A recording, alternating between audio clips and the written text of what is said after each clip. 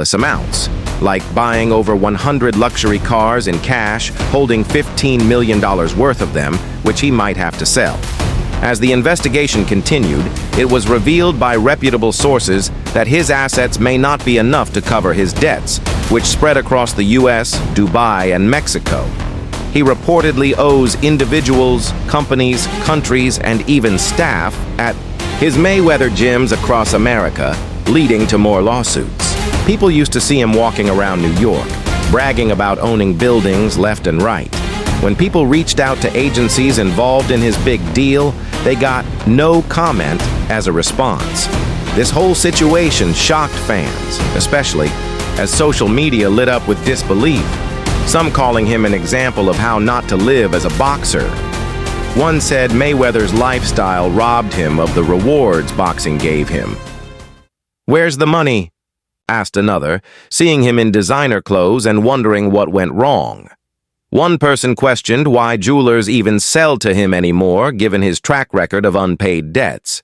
Still, some die-hard fans believe the man isn't broke, claiming he's always being targeted despite continuously buying lavish things. When people tried discussing the Floyd Mayweather deal, some found his name wasn't even on the paperwork. Someone even said Floyd looked unrecognizable, like he hadn't shaved in months, leaving people skeptical. After totaling his assets, Mayweather, promotions, girl collection club, multiple homes, private jets, cars, jewelry, and subtracting debts, bankruptcy seems likely. He even put 2 homes up for sale to fund things.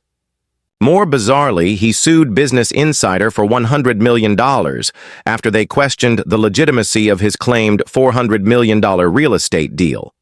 The report by journalist Daniel Geiger stated there was no evidence Floyd actually purchased the 62-building Manhattan portfolio he bragged about online. Mayweather claimed all buildings and retail spaces were his, with no partners. Business Insider, however, stood by its reporting, calling Mayweather's lawsuit meritless and motivated by ego. Floyd maintained that his firm, Veta bought the buildings for $42 million, but New York City property records didn't back that up. NYC Housing Partnership, a non-profit involved with the buildings, said it wasn't informed of any sale. One anonymous source said Mayweather only had a small stake, with the option to expand, though it's unclear if he will. Black Spruce Management confirmed Floyd met his obligations, but didn't indicate he owned anything outright. The Orbach Group, owning the remaining buildings, didn't comment. Eyal Frist, Veta Properties CEO, brought in a man claiming to be James McNair on a call, though his voice didn't match any known recordings, who insisted Floyd made the purchase but refused to share details. Floyd supposedly invested in affordable housing because of his childhood background, believing he could build wealth and give back. Still, property records and experts say no sale happened. In a video, Floyd insisted again he bought all 62 buildings, with no partners, and posted a slideshow of a few properties as evidence. Meanwhile, Business Insider reported that none of those properties changed hands. Floyd's camp called the reporting biased and defamatory, but the evidence remains sparse. Separately, Mayweather claims to have invested $88 million into 20 loans originated by S.L. Green, tied to commercial real estate.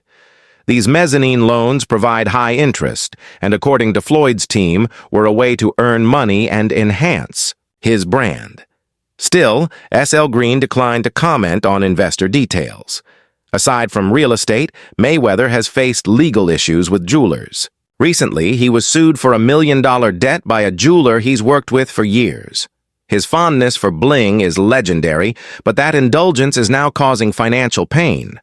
Jeweler Leonard Slemanov claimed Floyd owed nearly $4 million in unpaid jewelry, including pieces from Audemars Piguet, Richard Mille, Patek Philippe, and Rolex. According to a lawsuit filed in federal court, Floyd made only 2 partial payments totaling $267K. The jeweler alleges that despite delivering the items, Floyd asked for even more, receiving another batch of Rolexes and a Richard Mille watch. Tyga, a rapper and Floyd's friend, allegedly offered to pay for one piece but never did.